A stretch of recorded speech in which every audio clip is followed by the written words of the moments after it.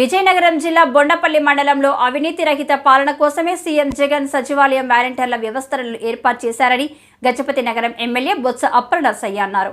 గురువారం బొండపల్లి మండలం పరిషత్ కార్యాలయ ఆవరణలో వాలంటీర్లకు వందన కార్యక్రమం జరిగింది. ఈ వ్యవస్థలు దేశానికి ఆదర్శనీయంగా నిలిచాయన్నారు.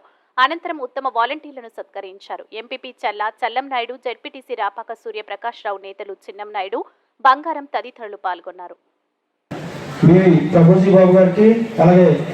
అలాగే సచివాలయ సిబ్బందికి, నా తోటి వాలంటీర్ సహోదరులకు మరియు ఎక్కడికి విచ్చేసినటువంటి పాత్రికేయ మిత్రులకు, అలాగే పోలీస్ సిబ్బంది వారికి అందరికీ 1,80,000 రూపాయలు వచ్చింది. ఎమ్మెల్యే గారి చేతుల మీదుగా కుటుంబ సభ్యులకు అందజేయడం జరుగుతుంది.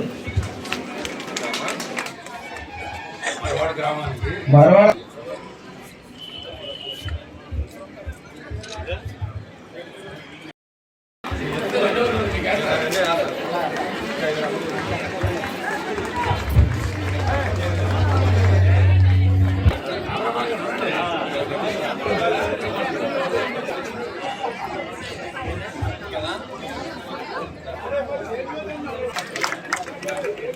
మిత్రాలు 5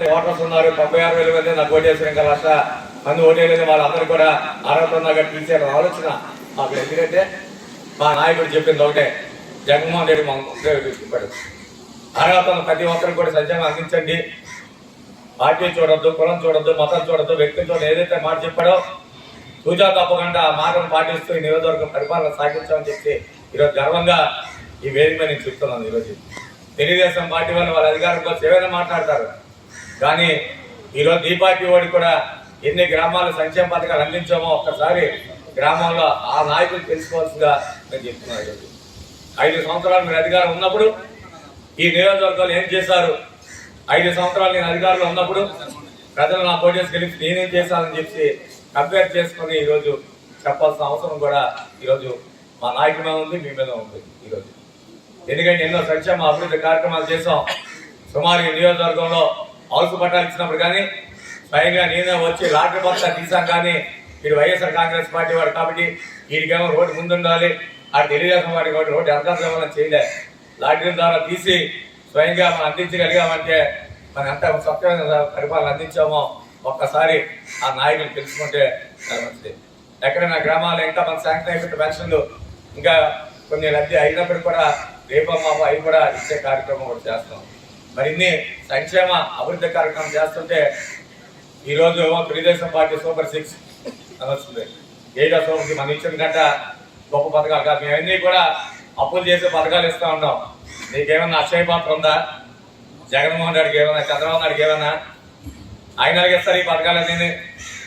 ఆయన అప్పులు చేసి తేవాలి. ఆర్థిక పరిస్థితి బట్టి ఎక్కడైనా ఆర్థిక పరిస్థితి ఈరోజు జగన్మోహన్ రెడ్డి వచ్చి రేపు ఏ ముఖ్యమంత్రి వచ్చినా ఈ ఆర్థిక పరిస్థితి మారిపోదు.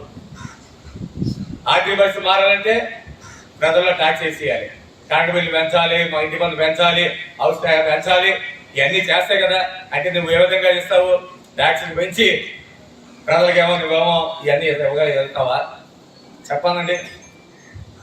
అంటే ప్రజలకు మోసం చేయడంలో చంద్రబాబు నాయుడుకు ఉన్న తెలివితేటలు, ఆ పార్టీకి ఉన్న తెలివితేటలు మాకు రావు. మేము ఏమైనా చెప్పామంటే ప్రజలకు చేయాలని ఆలోచన మాది. వాళ్ళ అధికారం కోసం ప్రజలను మోసం చేయడానికి ఎంతవరకైనా తెగించి ఏదే పరిస్థితి తెలుగుదేశం పార్టీది. ఎందుకంటే ఒక ట్రైనింగ్ క్లాసులు ఉంటాయి.